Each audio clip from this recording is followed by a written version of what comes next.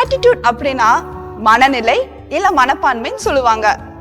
இன்னைக்கு நம்ம ஒண்ணு பார்க்க போறோம். அது என்ன அப்படின்னா அலூஃப் ஆட்டிடியூட். அது என்னக்கா அலூஃப் அப்படின்னு கேக்குறீங்களா? அலூஃப் அப்படின்னா டிட்டாச்ட் ஆர் எமோஷனலி டிஸ்டன்ட் அப்படின்னு சொல்லுவாங்க. அதாவது தனிமைப்படுத்திக்கு வாழ்வாங்க, மத்தவங்கிட்ட மிங்களே ஆக மாட்டாங்க.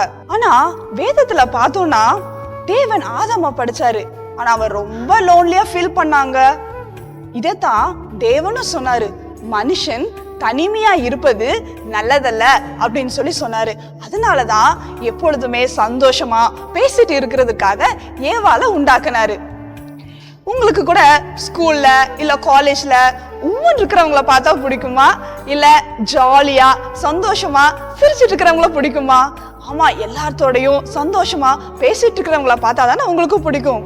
ஆனா இப்ப இருக்கிற சந்ததி பாத்தீங்கன்னா கையில ஒரு போன் கொடுத்துட்டா போதுங்க, ஒரு லேப்டாப் இருந்துட்டா போதும், சாப்பாடு கூட வேண்டாம்னு சொல்லிட்டு தனிமையாவே இருப்பாங்க. ஆனா வேதத்துல பாத்தீங்கன்னா ஒன் அனதர், ஒருவருக்கொருவர் என்கிற வார்த்தை 142 தடவை இங்கிலீஷ் வேதாகமத்துல வந்திருக்கு. இப்போ ஜீசஸ் வாழ்ந்த நாட்கள்ல கூட பாருங்களேன், அவர் எங்க போனாலும் சரி வந்தாலும் சரி மக்களோட தான் இருந்தாங்க, சீஷர்களோட தான் இருந்தாங்க. அவர் பிதாவோட ஜெபம் பண்ணும்போது மட்டும்தான் அவர் தனிமையா இருந்தாங்க.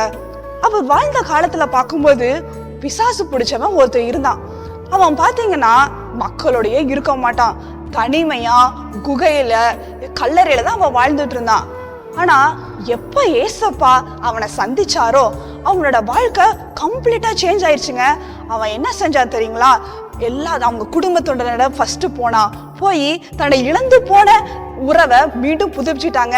தான் பெற்ற சந்தோஷத்தை எல்லாத்துக்கிட்டையும் சொல்லி சந்தோஷப்பட்டான். இன்னைக்கு நீங்க இந்த அலூஃப் ஆட்டிடியூட தூக்கி போடுங்க, எல்லார்த்தோடையும் சந்தோஷமா இருங்க.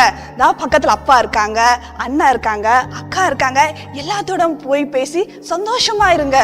முக்கியமா ஏசப்பாவோட கனெக்டடா இருங்க. அப்படி இருந்தீங்க அப்படின்னா நீங்க கரெக்ட் ட்ராக்ல இருக்கீங்கன்னு அர்த்தம். ஏன்னா யுவர் ஆட்டிடியூட் டிட்டர்மைன்ஸ் ஆல்டிடியூட்னு பாக்குறோம். உங்க நல்ல மனநிலை தான் உங்களை உயர்ந்த இடத்துல வைக்கும்.